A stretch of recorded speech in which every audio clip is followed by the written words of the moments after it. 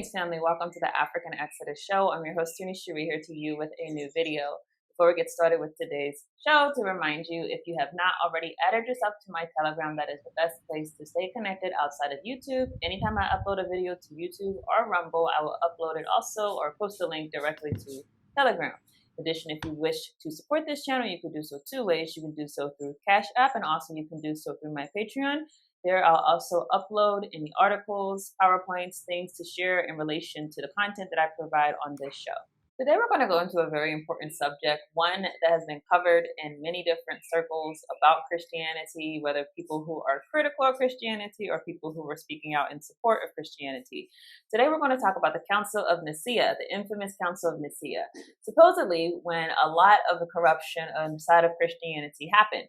Now, if you've been watching this segment, I hope that you know that that was not the inception of the corruption into the Christian religion. In fact, you can go back all the way to Ignatius of Antioch as far as the first documentation of a corrupt doctrine infused into the way being the original teachings of Yahusha and his disciples who followed after Yahusha. They did not call themselves Christians. The Greeks called them Christians to make fun of them.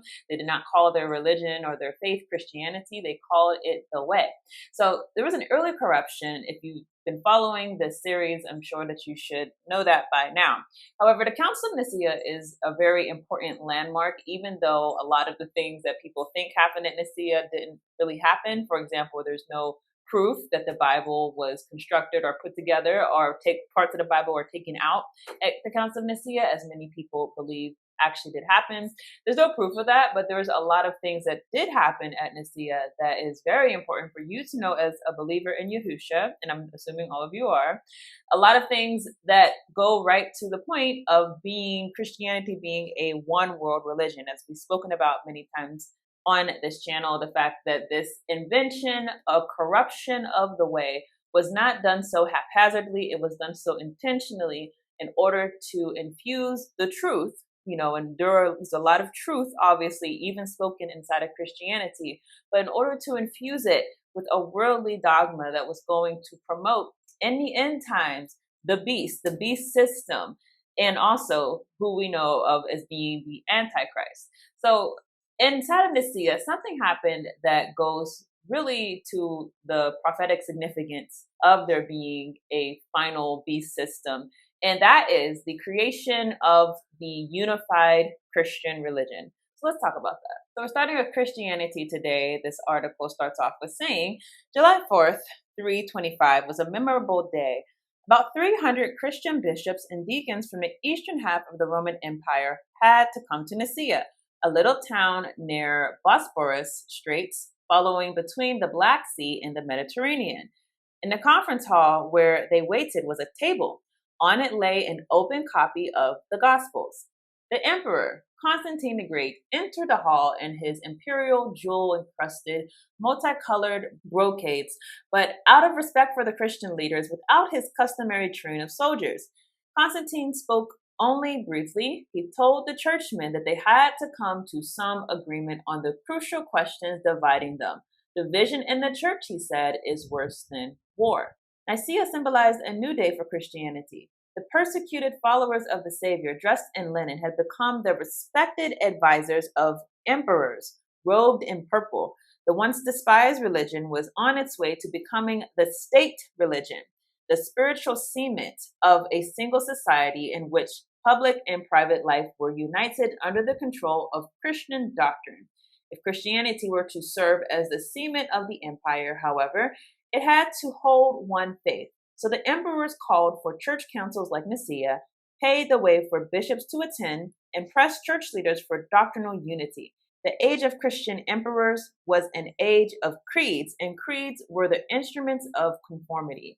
Take note of that. Creeds are the instruments of conformity, because going forward inside of this series, we're going to be talking more and more about the creeds that came out of early Christianity. But what you see right here is the truth, that these creeds, these doctrines, the reason that they had to be exported around the world and there had to be a universal understanding of the Gospels, of the Bible, is because it leads to conformity. And conformity and unity was always a plan for when the Christian religion became the religion of the Roman Empire. As you may know, whenever Constantine adopted Christianity, it was to do so to unify Rome, unify the Romans under not just a political system, a political empire, but a religious system, because religion and power have often meshed and fused.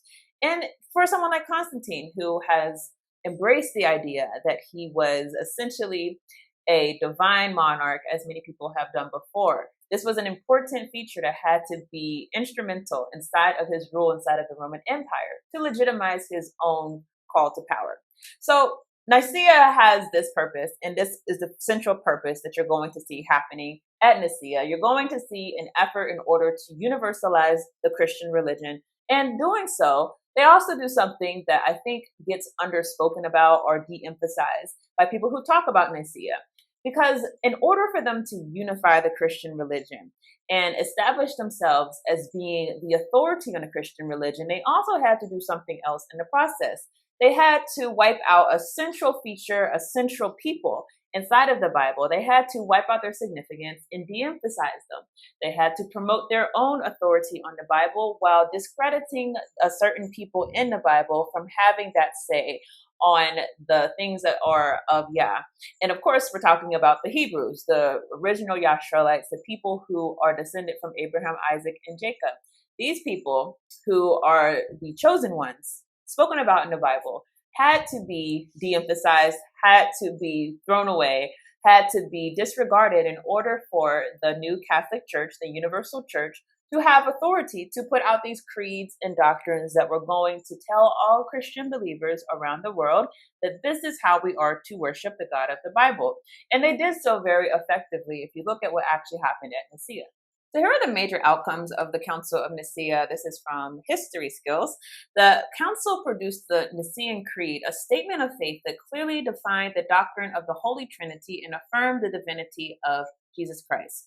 This creed declared that Jesus was the same substance as the God the Father, directly countering the Arian belief that Jesus was a created being. The Nicene Creed has become a fundamental statement of faith for most Christian denominations, emphasizing the core beliefs of Christianity. Following this, the council condemned the teaching of Arius and his followers, declaring Arianism to be heretical. Arius himself was excommunicated and exiled along with several of his prominent supporters.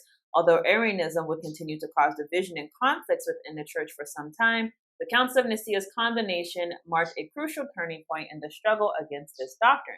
The council also established the authority and jurisdiction of bishops within the church hierarchy, defining the roles and responsibilities of various ecclesiastical offices. The decision helped to create a structured and unified church organization, providing a solid foundation for the church's growth and expansion. Additionally, the Council of Nicaea addressed the issue of the date of Easter, establishing a uniform method for calculating the celebration of this central Christian feast. This decision prompted unity within the Christian community by standardizing one of the most important liturgical observances. So again, if you weren't willing to dig in the weeds, this might seem to be the only takeaway from the Council of Nicaea. These different proclamations, Arianism, which obviously has problems with it, was done away with, and they picked a date for Easter. Bishops have authority. All is done, all is well.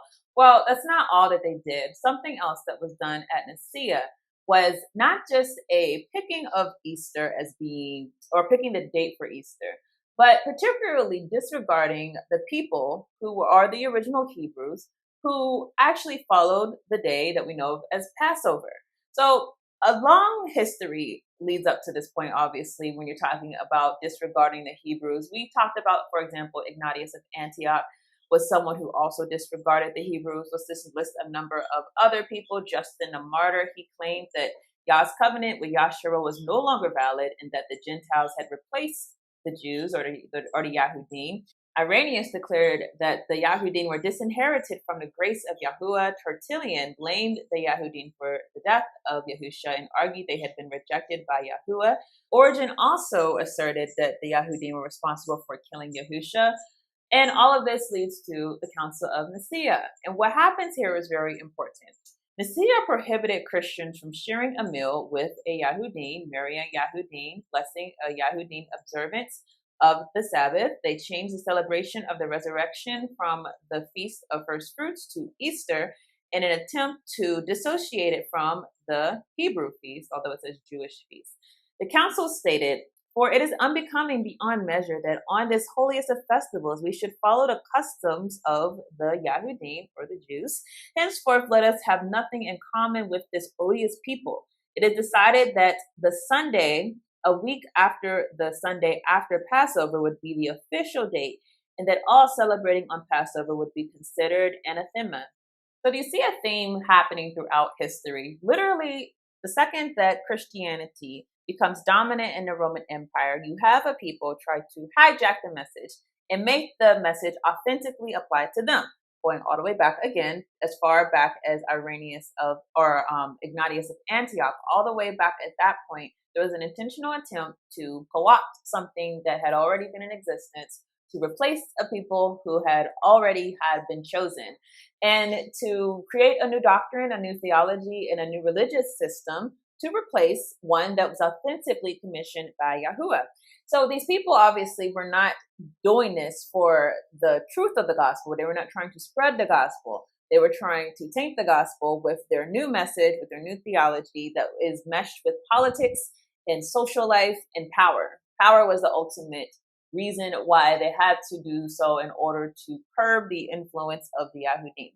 Now, Constantine also hits on this. So Constantine writes a letter following the Council of Nicaea where he also breaks down the fact that the people who are of the Bible, the chosen people, the Hebrews, have to be discarded as being seen as being an authority, or even as knowing something that these Gentile pagan believers did not know in relation to the Creator.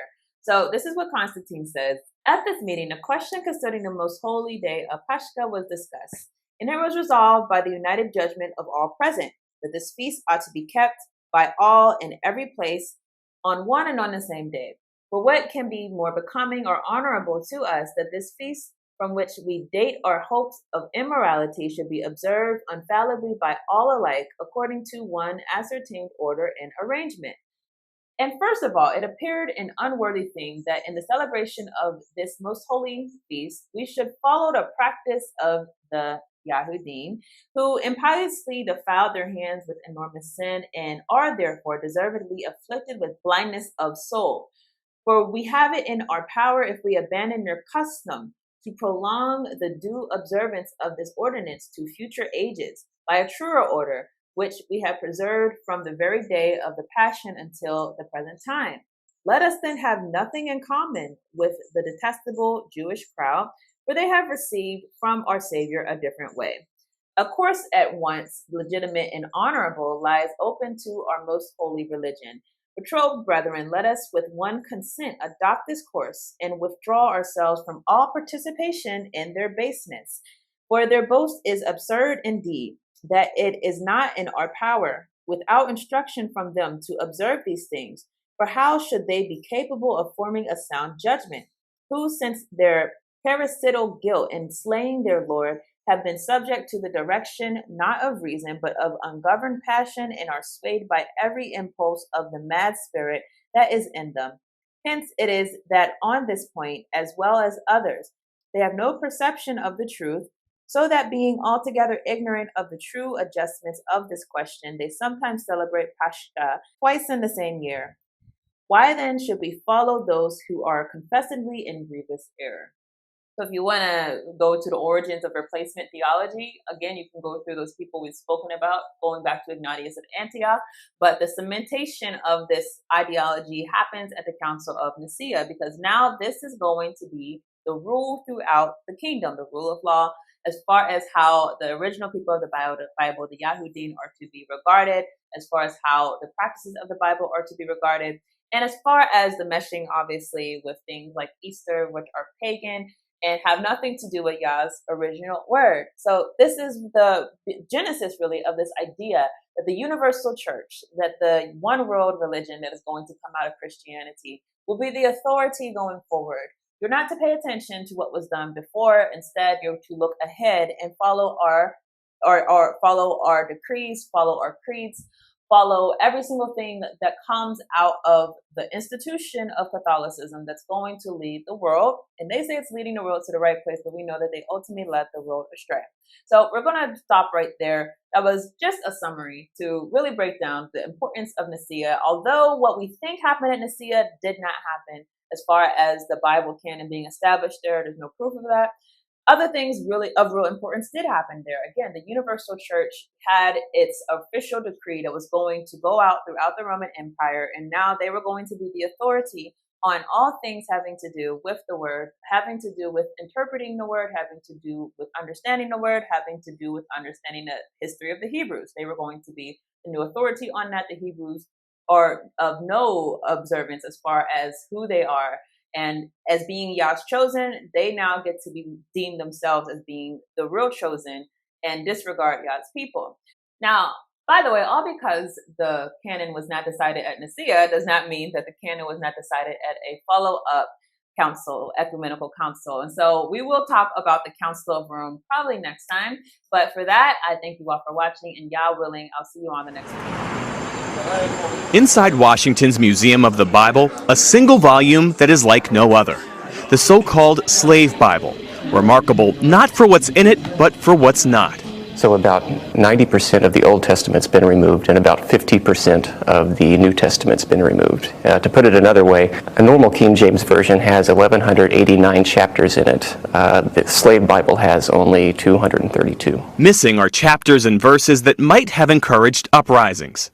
Book of Exodus, redacted. No story of Moses demanding Pharaoh, "Let my people go." Gone is Galatians, and the verse, "There is neither bond nor free, for ye are all one in Christ Jesus." And no Jeremiah, "Woe unto him that useth his neighbor's service without wages." What they've left in are verses such as Ephesians 6:5, which is the famous verse, "Slaves, be obedient to your master." Looking at the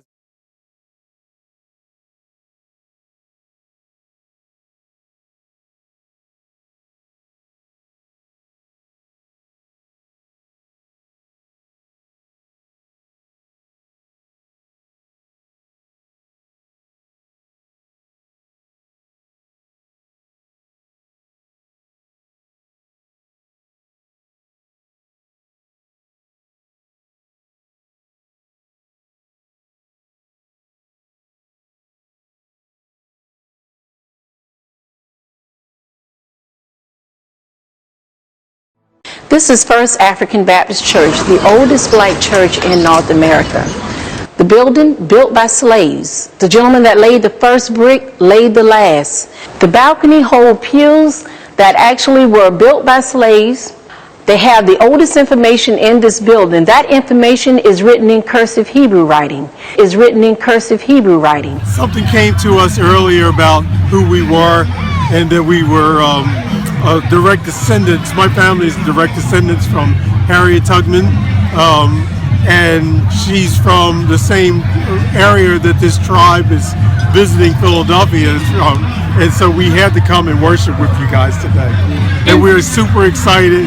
It's just a thrill right now to be a part of this whole celebration.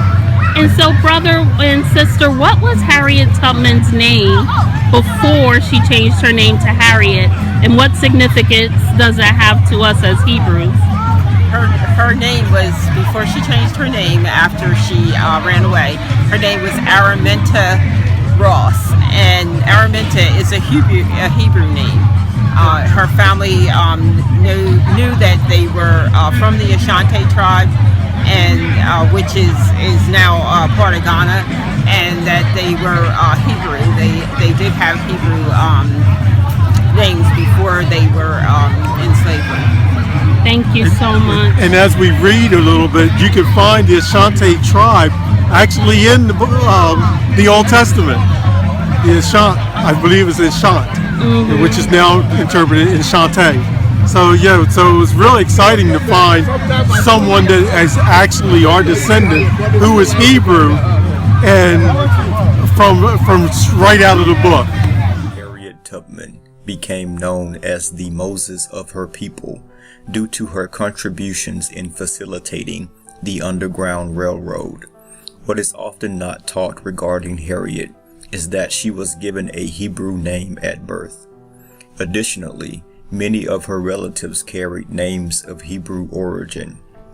Harriet's birth name was Aramanita, which is a given name in Hebrew meaning lofty, noble, or elevated in character and spirit. Here we have provided a short list of a few of her relatives, along with the meaning of their names in Hebrew. Harriet's sister, Lina, Hebrew name meaning dwelling or lodging. Harriet's sister, Maria, Hebrew name meaning Yahuwah has said, or Yahuwah is my teacher. Harriet's brother, Ben, Hebrew name meaning son, with the full rendering Benjamin, meaning son of my right hand. Harriet's sister, Rachel, Hebrew name meaning or little lamb. Harriet's brother, Moses, name meaning to deliver or to draw out.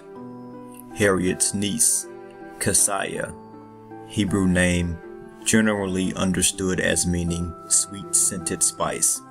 Through the collaborative efforts of researchers at Emory University in Atlanta, Georgia, the W.E.B. Du Bois Institute of Harvard University, and other research institutions around the world, the Transatlantic Slave Trade Database has already provided empirical evidence that thousands of the men, women, and children who were transported from the shores of Africa had names of Hebrew origin. Though the slave owners deliberately stripped away much of their language and customs, we can still see evidence that our forefathers, who were led away into captivity, maintained some recollection of their heritage and identity.